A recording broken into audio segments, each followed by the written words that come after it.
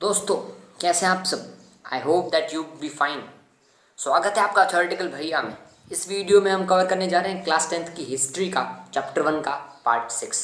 Chapter 1 rise of nationalism in Europe का part 6। इसमें हम कवर करेंगे कुछ फर्दर टॉपिक्स जैसे कि रेवोल्यूशनरीज, जिसमें पढ़ेंगे जूसेपी मजीनी के बारे में।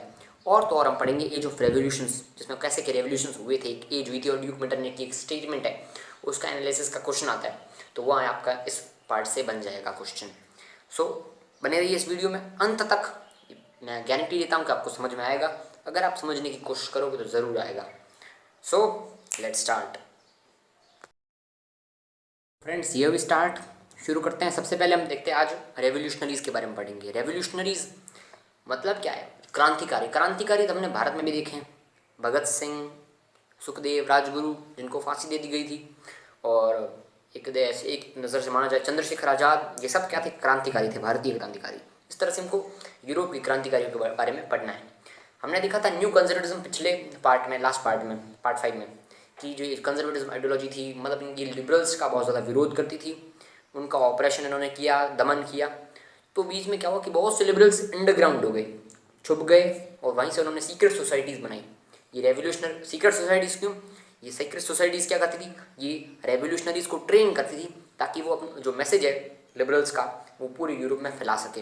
इस तरह से उन्होंने ट्रेन किया बहुत से रेवोल्यूशनरीज़ को। सीक्रेट सोसाइटीज़ ऐसी फॉर्म की गई।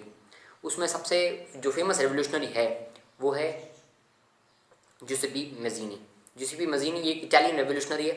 इनको इटली का हार्ट भी कहा जाता है और इटली का सोल भी कहा जाता है। हार्ट ऑफ इटली या फिर सोल ऑफ इटली इन्हें कहा जाता है। और इनका बहुत बड़ा रोल है इटालियन यूनिफिकेशन में। इटली का एकीकरण जो हुआ उसमें इनका बहुत बड़ा योगदान है। इन्होंने किया क्या था, देखिए, इनका जन्म हुआ था 1807 में जेनोवा में। और बाद में इन्होंने बहुत सारी सीक्रेट सोसाइटीज़ भी फॉर्म की थी।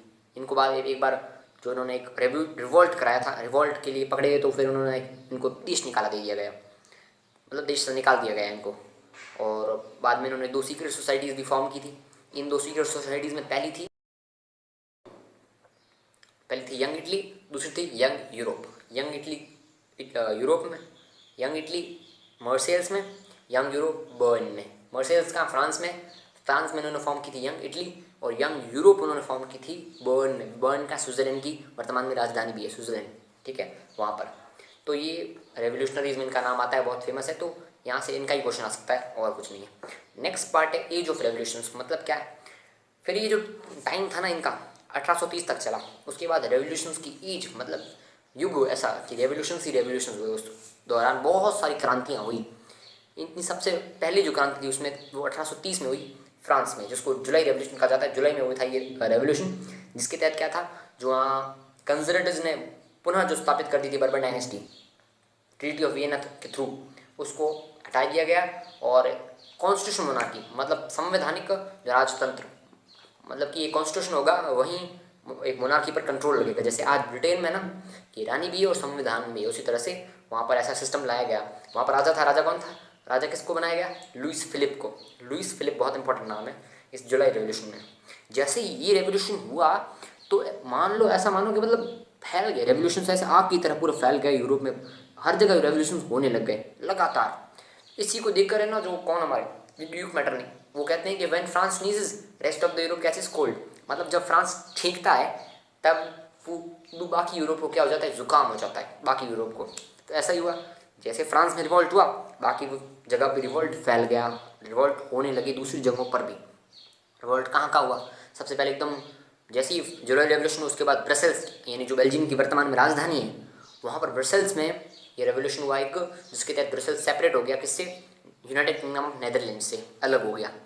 उसके बाद सीधा ये रेवोल्यूशन जैसे ही हुआ, ब्रसेल्स में हुआ रेवोल्यूशन, सीधा अलग हो गया यूनाइटेड किंगडम ऑफ नेदरलैंड से। उसके बाद ग्रीक वॉर ऑफ इंडिपेंडेंस भी चला 1822 से, 1822 से चला था। और बाद में मतलब वो लड़ते रहे थे, वॉर भी हुआ उसमें। वो 18 वहाँ पर एक जो वॉर हुआ उसमें सबसे बड़ा रोल था, एक सबसे बड़ा रोल नहीं कहेंगे, मतलब एक लॉर्ड ब्रेयन थे, पॉइंट थे। ये पॉइंट ने ये वो युद्ध में गए तो इनकी मृत्यु हो गई थी वहाँ पर सर्दी के कारण। और इस तरह से ये जब यूनाइटेड जो ग्रीक वॉर ऑफ इंडिपेंडेंस चला, ये ख़त्म कहाँ हुआ? ये हुआ 1832 में। 1832 में एक ट्रीटी साइन की गई, एक और ट्रीटी ऑफ कॉन्स्टेंटिनोपल। कॉन्स्टेंटिनोपल जगह है ग्रीक में, वहाँ पर और इन्होंने, इनका मतलब क्या आइडिया था कि भाई ग्रीक जो है इसका कल्चर बहुत रिच है, ग्रीक्स को क्या कहते हैं, कार्डल ऑफ यूरोपियन सिविलाइजेशन भी कहा जाता है ग्रीस को।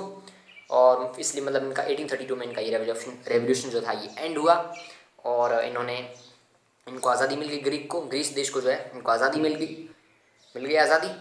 और फिर मतलब ये फ्री हो गए किससे, ओटोमन अम्पायर से। पहले ये किसके कंट्रोल में थे, ओटोमन अम्पायर के कंट्रोल में थे, ओटोमन टर्की या फिर कहते हैं ओटोमन अम्पायर, वहीं ओटोमन अम्पायर के कंट्रोल में थे। फिर फ्री हो गए, आज़ाद हो गए वहाँ से, और ये ग्रीक वॉर ऑफ इंडिपेंडेंस भी खत्म हुआ 1832 में। ये हम देख रहे हैं एज ऑफ रेवोल्यूशंस की एज चली आ रही है, वो रेवोल्यूशंस की एज। उसमें फिर 1848 में एक और रेवोल्यूशन हुआ। 1848 में कहाँ हुआ, फ्रांस में हुआ, जिसको हम कहते हैं hunger, hardships and popular revolt. Hunger, hardships, popular revolt क्यों, क्योंकि हंगर की, हार्डशिप्स की सिचुएशन पूरे फ्रांस में फैल चुकी थी। पॉपुलेशन बहुत ज़्यादा बढ़ गई, डिमांड बढ़ गई, और पॉपुलेशन बढ़ने के साथ साथ डिमांड बढ़ी, तो मतलब प्रोडक्ट्स में कमी आ गई, प्राइसेस बढ़ गई, और भूखमरी और अनएम्प्लॉयमेंट हर जगह ऐसी स्थिति बन गई। मतलब कोई बेरोजगारी फैली हुई है, भूख से मर रहे हैं लोग, पॉवर्टी, गरीबी हर जगह। तो इस तरह से परेशान होकर लोगों ने वापस जो लुइस फिलिप था वो रूल कर रहा था, उसके खिलाफ रेवोल्यूशन कर दिया, और इसको कहते हैं हम hunger, hardships and popular revolt. एक बहुत पॉपुलर रिवॉल्ट हुआ 1848 में, इनकी वजह हुई लिबरल्स की, और इन्होंने पूर्णतः मतलब कंप्लीटली हटा दिया किसको, मोनार्कियल सिस्टम्स को, और एक रिपब्लिक जो सिस्टम होता है उसको उन्होंने एस्टैब्लिश किया। रिपब्लिक मतलब गणतंत्र, जहाँ पर लोगों द्वारा, जहाँ पर जो रूलर होता है वो लोगों द्वारा इलेक्ट किया जाता है, या फिर आप कह सकते हैं कि वो वंशानुगत नहीं होता, वो हायरार्कियल नहीं होता। मतलब ऐसा कहते हैं ना कि पहले बाप राजा बना उसका बेटा, ऐसा वो सिस्टम नहीं, वो खत्म कर दिया सिस्टम। ऐसा सिस्टम खत्म हो जाता है, लोगों द्वारा जो इलेक्ट किया जाता है रूलर, इस सिस्टम को कहते हैं रिपब्लिक। तो ये सिस्टम आप वहाँ पर प्रोक्लेम किया किसने, नेशनल असेंबली ने, बहुत फेमस है नेशनल असेंबली चली आ रही है, उसने ये प्रोक्लेम किया फ्रांस को रिपब्लिक प्रोक्लेम किया, और मतलब 1848 में फ्रांस भी एक वापस से रिपब्लिक बन गया। तो ये एज ऑफ रेवोल्यूशंस चली, रेवोल्यूशनरीज को देखा, एज ऑफ रेवोल्यूशंस भी देखा हमने, ठीक है। तो आज के पार्ट में हमने ये सब चीज़ें, दोस्तों it was all from my side today. आशा करता हूँ कि आपको पसंद आया होगा, समझ भी आया होगा, और अगर पसंद और समझ आया है तो प्लीज़ इस वीडियो को लाइक कर दीजिए, और हमारे चैनल थ्योरेटिकल भैया को सब्सक्राइब कर दीजिए, क्योंकि जब आप सब्सक्राइब करेंगे तो हमें और मोटिवेशन मिलेगा कि हम ऐसी वीडियोज़ और लाएँ आपके लिए। अभी कुछ दिनों से वीडियोज़ नहीं आ रही थी, 2 दिनों से, क्योंकि मैं थोड़ा सा यूट्यूब के बारे में समझ रहा था कि भाई यूट्यूब में कैसे सिस्टम होता है और कैसे हमको आगे बढ़ना होता है। और अगर आपको, मैं प्लेलिस्ट का लिंक भी दे रहा हूँ यहाँ पर, आप देख लीजिए, बहुत ही हेल्पफुल होगा आपके लिए। सारी वीडियोस देखिए, समझने की कोशिश कीजिए, शॉर्ट नोट्स बनाइए, तभी आपको समझ आएगा।